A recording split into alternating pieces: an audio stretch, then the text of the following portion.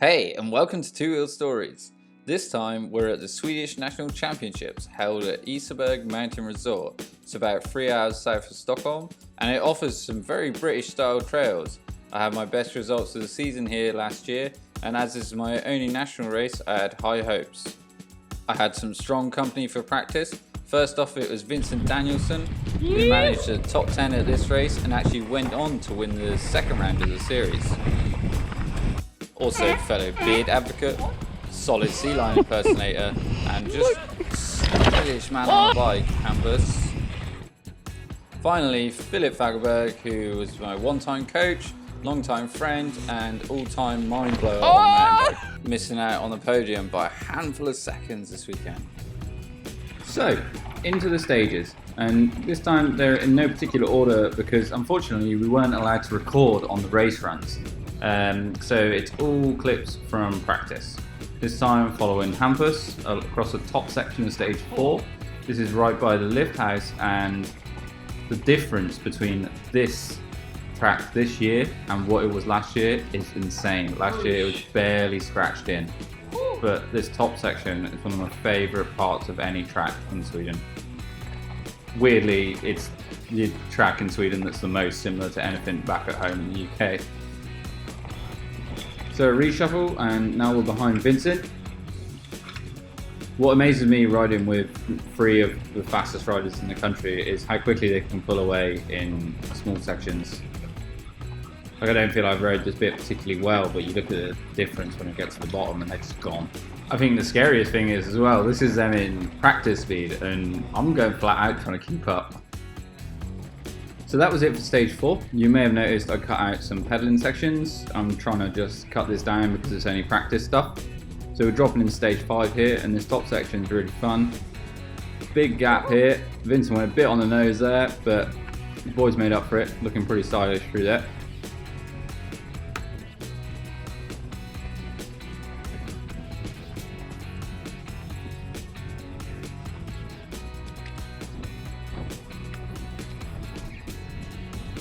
It seems a good moment to mention my goals for this race. Last year I had my best result of the series, coming in 32nd place, and that was my best result across 2 seasons.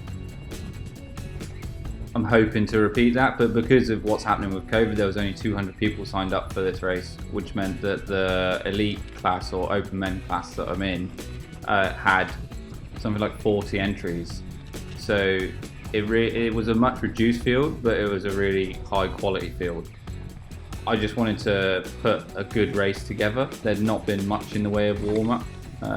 After missing out on the podium at that local race, I had a bit of a point to prove at this one. But also the demons were back in my head leading up to this race. It was tough to keep focused and not over stress. But getting away from that, moving into this section, this is really nice. There was another line to the right here, but we never tried it. It was a bit fresh. And this is another section that changed a lot since last year.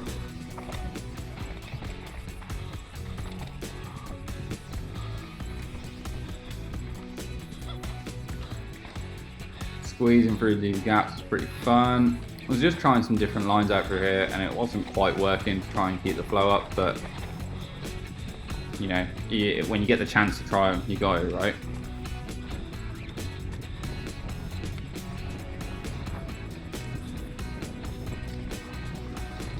Doesn't quite show how wet it was on camera. It was super slippery down here.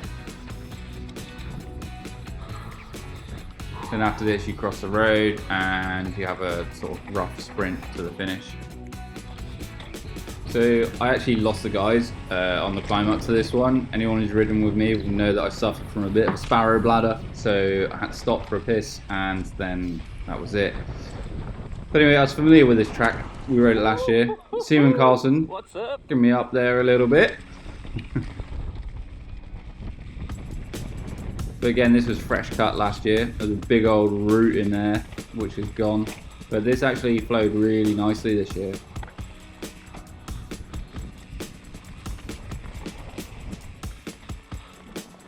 There's actually a little rear wheel lift and flick around there, which I quite enjoyed. I'm not sure it was the fastest, but it felt nice.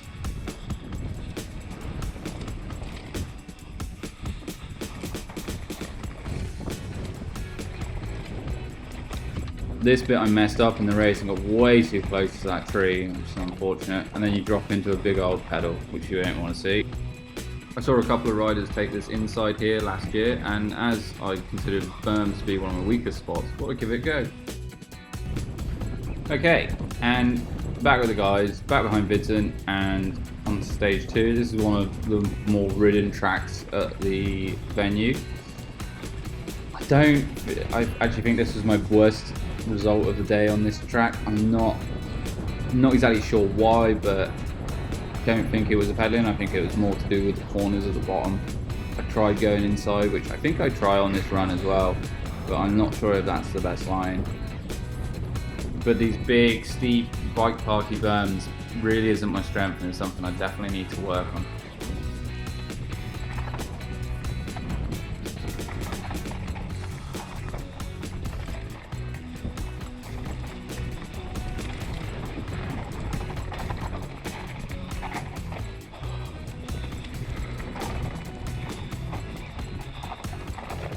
Yeah, I tried this inside here.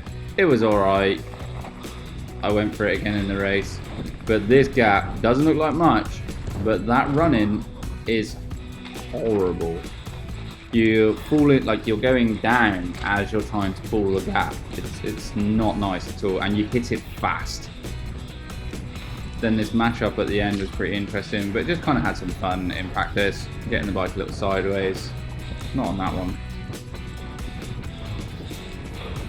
But this jump area, built by Ridden Develop, which is Philip's company, is awesome. You have to check it out if you're in southern Sweden. And here it is, stage 6, No Mercy. Everyone knows this track. It is a great track. They made some changes to it this year from last season, so they used a bit more of the hill rather than going straight down. And when it's wet, it is sketchy. Last year, this was the last race stage on Nationals of the season, and it was my best result. So I was hoping for the same thing this year. I like this track. I know I can push on it. It's my strongest track of that venue. For me, the venue has the potential to add in a lot more tracks like this, which was just a rider's favourite. There was no big pedals in it. It was essentially a downhill track. This was first or second run of the day, so it was a bit slow. It's actually much nicer to hop over that rock as I did it in the race run.